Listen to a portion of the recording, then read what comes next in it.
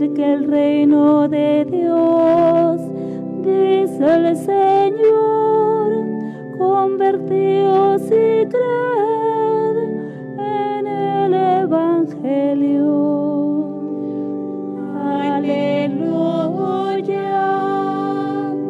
Amén. Aleluya.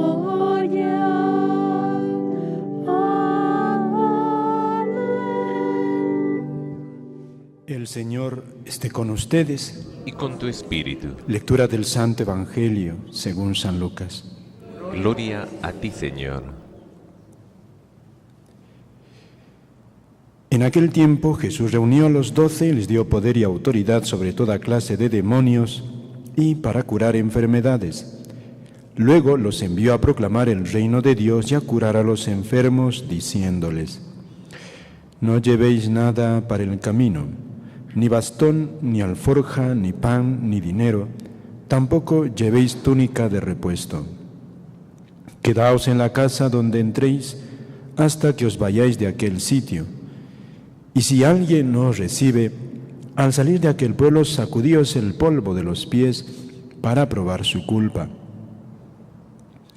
Ellos se pusieron en camino y fueron de aldea en aldea, anunciando el Evangelio y curando en todas partes. Palabra del Señor. Gloria a ti, Señor Jesús. Pueden tomar asiento. Amados hermanos en nuestro Señor Jesucristo, y en María Santísima, nuestra Madre, hemos escuchado el Salmo 118, precioso himno, que nos dice esta sentencia: lámpara es tu palabra para mis pasos, Señor. La luz que Jesús dirá: yo soy la luz del mundo. Y esta otra que el salmista también nos recuerda: más estimo yo los preceptos de tu boca que miles de monedas de oro y plata. Los santos, cuando escuchaban la palabra de Dios, se conmovían profundamente. El Santo Padre Pío, cuando leía la Sagrada Escritura, sobre todo en la misa, se conmovía y dicen que incluso hasta llorar. Le preguntaron por qué. Porque, decía él, Dios se digna hablar con sus criaturas. Dios habla. Esto es la Sagrada Escritura. Dios te habla, Dios te dice. Es un Padre que te habla. Por eso, esa es la grandeza de la Sagrada Escritura. No es solamente el recuerdo o una sentencia más o menos sabia lo que leemos, sino es Dios, Dios mismo que está hablando. Y por otra parte, cuánta sabiduría enseña estas palabras. Lo que dice el Salmo, lámpara es tu palabra para mis pasos, más estimo yo, dice el salmista, los preceptos de tu boca que miles de monedas de oro y plata. Una expresión hiperbólica podría ser, pero es la sabiduría de Dios que subraya con énfasis qué es la vida del cristiano, qué es la vida de la Iglesia, para qué es nuestra vida. Y va en consonancia con esto que dice Jesús en el Evangelio. A los apóstoles los reúne, a los 12, y les dice: vayan a proclamar el reino de Dios y a curar a los enfermos. Dos cosas, proclamar y curar. Y como medida prudencial para vuestra tarea, les dice: no lleven nada. ¿Nada de qué? Ni bastón, ni alforja, ni pan, ni dinero, ni túnica de repuesto. Es decir, vayan sin seguridades humanas.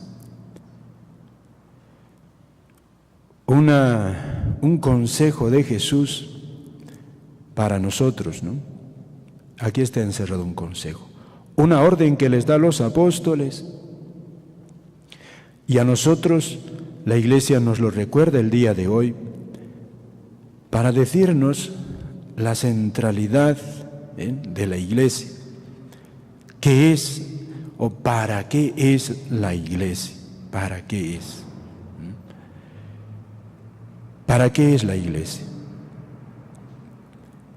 Para proclamar el reino de Dios y curar a los enfermos. Es decir, ante todo el cristiano en este mundo, el católico, está para aquello que dijo San Benito, aquello para lo que él convocó a tantísimos hombres de su tiempo, y llevarlos a los monasterios. ¿Para qué? ¿Para qué está el hombre? Para buscar a Dios. Él los resumía en aquella expresión latina, quaerere Deum, para buscar a Dios. Aquí nosotros estamos para buscar a Dios, para volver a Dios, como la oveja perdida, queridos hermanos. La parábola de la oveja perdida termina, lo sabemos, en los hombros del buen pastor, cuando recoge a la extraviada y la lleva al rebaño. Esa parábola, los padres de la Iglesia dicen, termina, o sea, cuando el pastor carga la ovejita y la lleva y la introduce en el rebaño de las 99 que están seguras, ese episodio solo se cumple en el cielo. Es decir, lo mismo, o sea, que a nosotros la alegría plena de Dios, la salvación plena, está cuando llegamos al cielo. Mientras tanto es como un regresar. Y da lo mismo de lo del hijo pródigo. El hijo pródigo, ¿cuándo regresa a la casa de su padre? No solo cuando se arrepiente, sino sobre todo cuando ha llegado al cielo. O sea, la parábola termina realmente en el cielo. Es ahí cuando hemos regresado a la casa de nuestro Padre.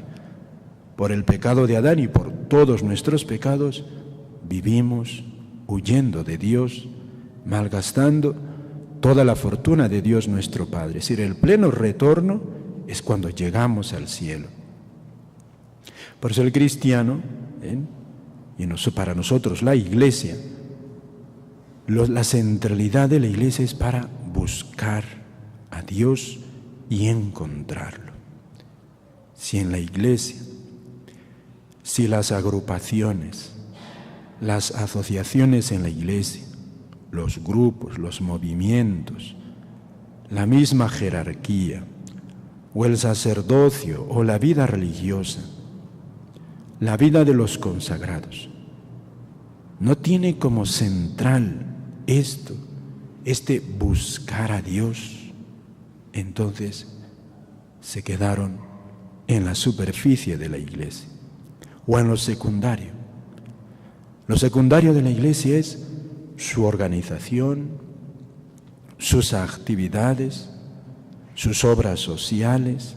Eso es secundario, porque la Iglesia no es una asociación benéfica, aunque haga obras de caridad. La Iglesia no es una organización bien organizada, con líderes muy capacitados, muy técnicos, muy profesionales. Eso no es la Iglesia. Eso es lo secundario. Lo primero es esto, el reino de Dios. Para eso es.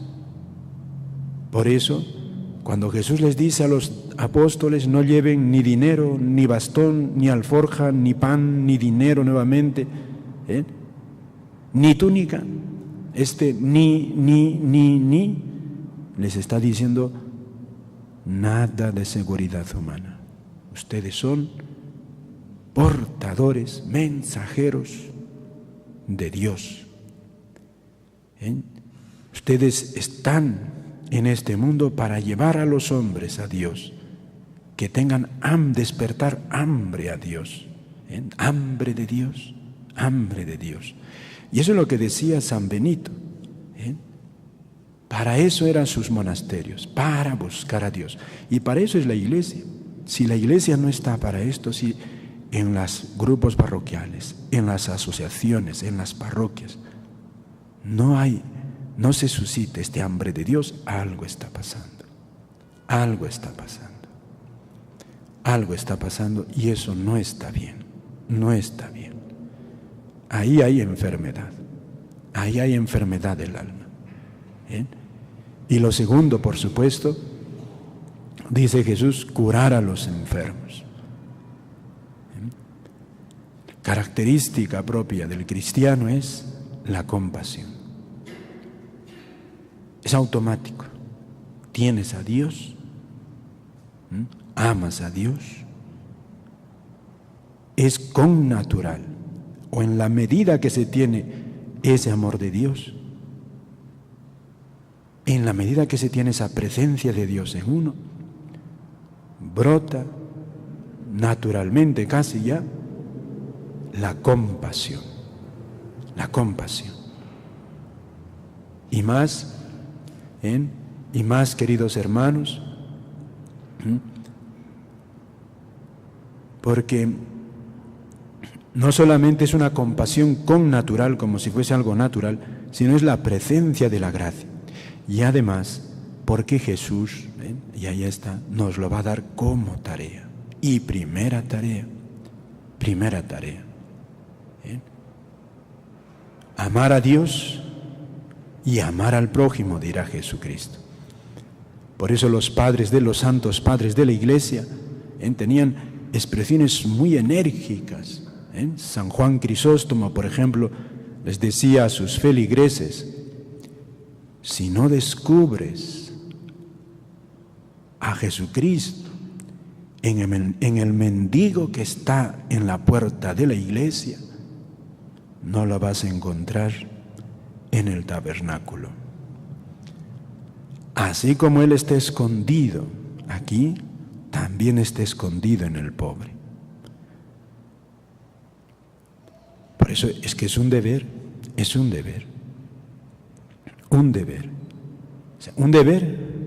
pero al tiempo, en la medida que se va poseyendo a Dios, se va viviendo de su amor, al tiempo va apareciendo el otro, el amor al prójimo. Una de las características propias de la ausencia de Dios es la falta de piedad. San Pablo, escribiendo la carta a los romanos, hace una lista de las crueldades que tenían los paganos. Y va haciendo una lista de toda clase de pecados. ¿Qué vida tan terrible llevaban? Y al final, como epílogo, como cierre, como resumen quizá de todo lo que venía diciendo, dice que los paganos de su tiempo, dice, no tienen piedad, no tienen compasión. Como englobando todas las características de sus maldades. Y todo lo contrario, el cristiano es una persona. Por esto que dice aquí Jesús también, tiene piedad. Curar los enfermos. No solamente se habla de curar, por eso Jesús lo va a hablar en otros momentos. Es el pobre, el que sufre, tanto en el cuerpo como en el alma. Pidámosle al Señor, queridos hermanos, pidámosle a nuestra Madre la Virgen, que la Iglesia sea para nosotros un lugar donde despierte en nosotros este hambre de buscar a Dios. Lo encontraremos plenamente en el cielo, pero aquí que tengamos hambre de amarle, de servirle. Y por otra parte también, al tiempo, que despierte en nosotros esta compasión por todas las personas, especialmente por los que sufren, que seamos compasivos mutuamente. Amén.